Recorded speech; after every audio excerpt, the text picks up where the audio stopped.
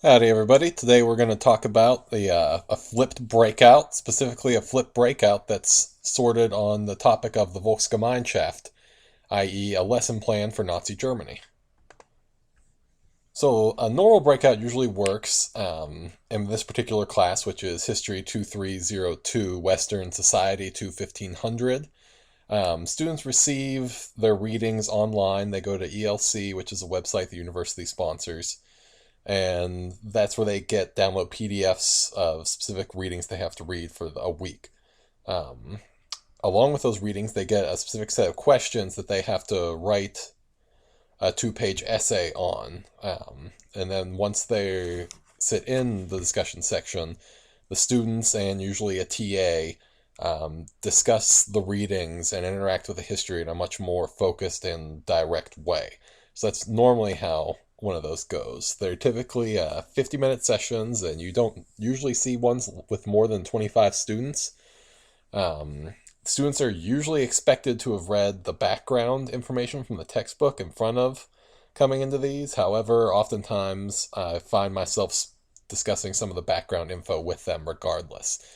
And so that eats into some of the time when we don't get in as deep with some of these historical topics as I would like.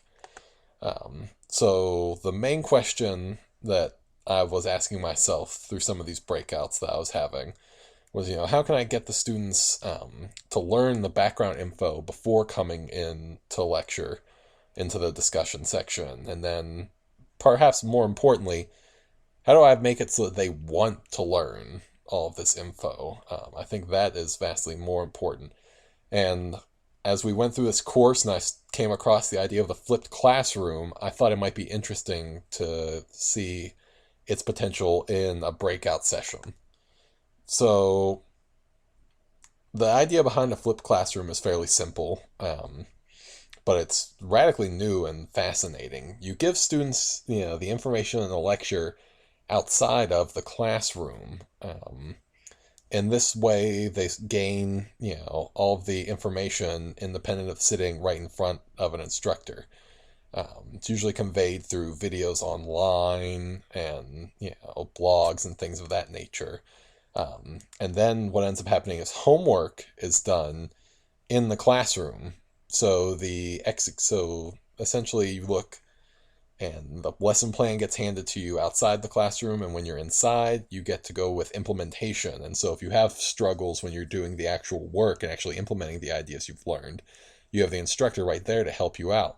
Whereas if you were trying to implement things independently, you would suffer, and not be able to do things as fully. It's a very interesting format, and it's having a great deal of success in high school and grade schools. And particularly, there's an emphasis on technology when you do it. Not only is it easier to provide information using sources like YouTube and blogs, they make things more interesting than just the standard lecture format. Um, One example, at the link below, and you'll see it in the description of this video, was a PBS short on a flipped classroom. This high school decided to flip all of their classrooms, and so for the most part, students just use this format to learn, and it's definitely helping out.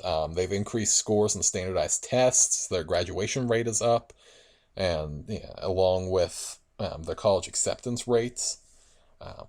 And the students have seemed to be really reacting quite well to it. One student in this video describes how he will view his lectures and material on his half-hour bus ride back home, and that way that sort of minimizes, that takes advantage of that time that otherwise wouldn't be spent productively.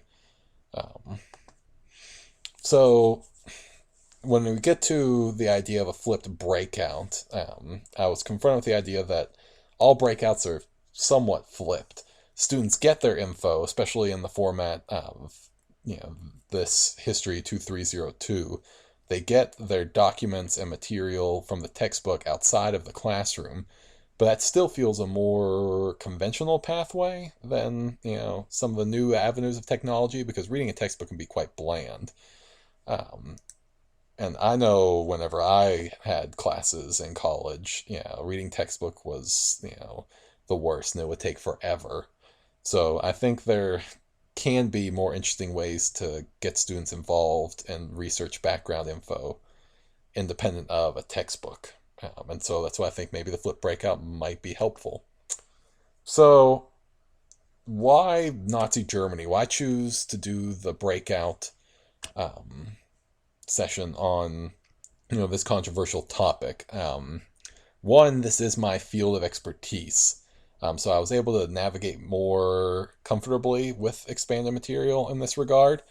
However, Nazis being controversial, you don't really get into in a breakout on Nazi Germany into some of the more in-depth topics on them because you spend most of your time providing background info and you don't get time to deconstruct this idea of, the bad Nazi. Um, Nazis were, had terrible ideology and brought about the Holocaust and World War II, but you don't get into the meat of, why certain things might have been captivating to the German people. 50 minutes is nearly impossible to really get into something as controversial as Nazi Germany. And so in giving students, breakout, giving these breakout students more information up front, I was very interested to see how they would react and, if they would be able to get into more in-depth discussions.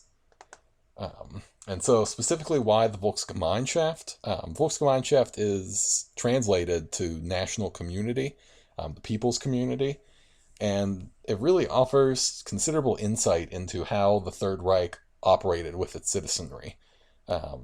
There's this general idea of everyone sacrificing to build up one another. There's individual sacrifice for the greater good, and this isn't a concept that's unique to Germany, but it's something that was fundamental to Nazi ideology, and so that's how they went about forming laws. And not only is there this idea of building up the German community, but there's also exclusionary aspects to it, where you're trying to keep various people out. And so, focusing on the life of Nazi Germany in terms of the Volksgemeinschaft shows both the optimism that some people experienced early on with Nazism, and it also shows, some of the darker sides that are starting to form. And so I think it really helps sort of deconstruct this one-sided interpretation of, where you just default want to say, the Nazis were terrible and were always terrible. I think helps deconstruct, and maybe you can start thinking about this concept critically, which in my mind is the ultimate goal for any history class, is to get students to think critically about history and not just accept, one narrative as being always true. And so for the flip breakout, we started with what the instructor of record called the trailer. The students were required to view a brief video that I had made. It's essentially a slideshow, a narrated slideshow, where I showed various images from Nazi Germany, while I discussed the concept of the Volksgemeinschaft in a very initial fashion. And as I said, the instructor of record thought this felt like a trailer, and so it sort of, got students interested in the topic up front. And so I think in future flip breakouts, I might include a trailer and, drum it up and make it more along those lines. And I'll have the link to this video in the description of the video you're now watching, so you can see sort of why it might be considered vaguely a trailer. But I think in future flip breakouts, it's going to be more intense of a trailer.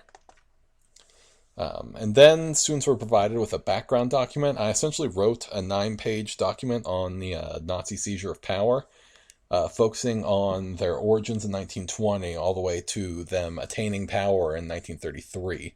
And the purpose of the document is to demonstrate the ups and downs the Nazis experienced electorally. It's easy once you see the Nazis in power to assume that they were always popular, but that was far from the case. And so this document illustrates that in a way that's not as bland as a textbook might be. And the students know that, I wrote it. And so it definitely comes across, they're more interested in reading it, not out of any fondness for me, but more so because they know I can call them on something in the classroom. And so I think it's a very good way to try and get at, giving them the background information. And it's something different, and it's not the textbook. And then, in particular, one of the questions for their essay came from this. So, in that regard, they still had to read it to accomplish their assignment.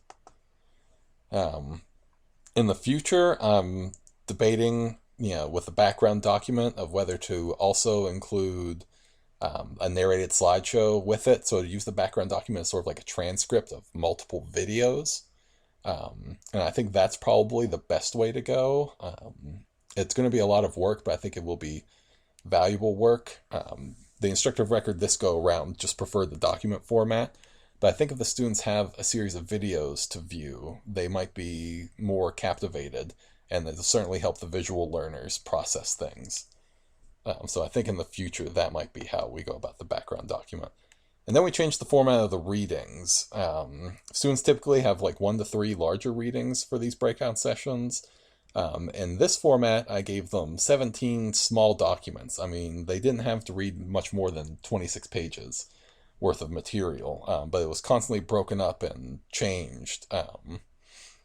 And they were concise documents. This is a larger table of contents here that has more. I cut down this list from what the students had, but it was 17 smaller documents, and by changing it up in that regard, I think it keeps students interested than having to read one long text.